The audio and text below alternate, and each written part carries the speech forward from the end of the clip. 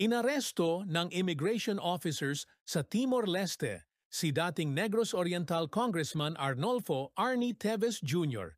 na kasalukuyang humihiling ng asylum doon. Itinuturo si Teves bilang utak sa pagpatay kay dating Governor Roel Degamo at siyam na iba pa noong Marso 4, 2023.